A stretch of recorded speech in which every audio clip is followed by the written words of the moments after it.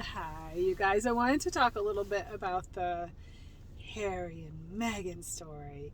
I think it's funny that I'm talking about this because I was like sort of ignoring it a little bit. And then, when something comes into the zeitgeist like that, you really want to make sure that you're looking at it just a little bit, I think, as a writer, because you want to know what people are paying attention to and what narratives are catching global attention so that when you go to write, you kind of have some of that in your mind swirling around, because part of writing is eventually like, how am I going to meet with my audience and what does my audience care about?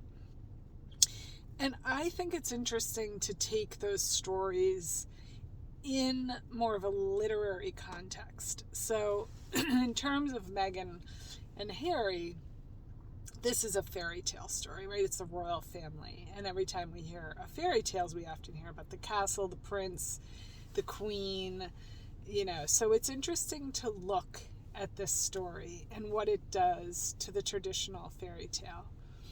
So in other fairy tales, we see the prince waking up the princess, right? Or the soon to be princess, Sleeping Beauty. Like, he comes and he wakes her up after this. I mean, there's a whole thing about fairy tales that we could get into in this video if we have more time.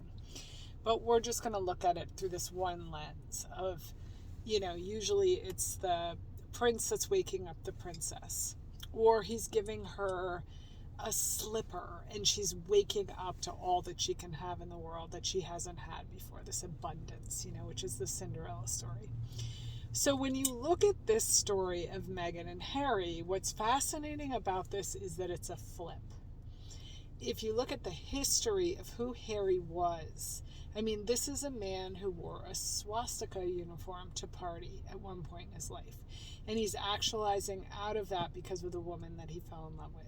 And when you really look at their story, it does look like a love story. I don't think it's like a situation, that's made up to make us happy. It really is,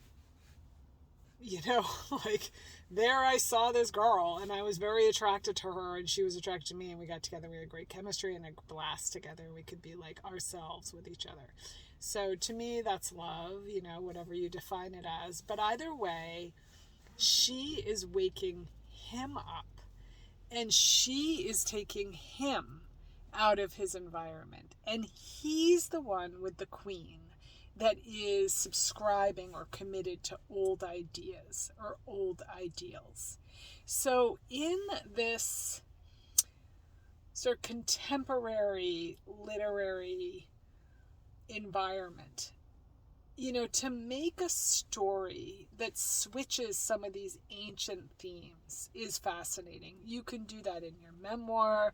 You can look at your memoir from that lens, like it's already written. How is it a reordering or a retelling of an old tale?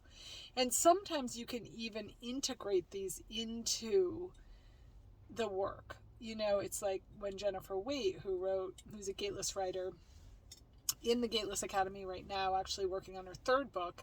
And when she wrote A Beautiful, Terrible Thing, what she did was she turned the notion of Prince Charming on its head. And she showed us, as readers, why that was such a toxic narrative.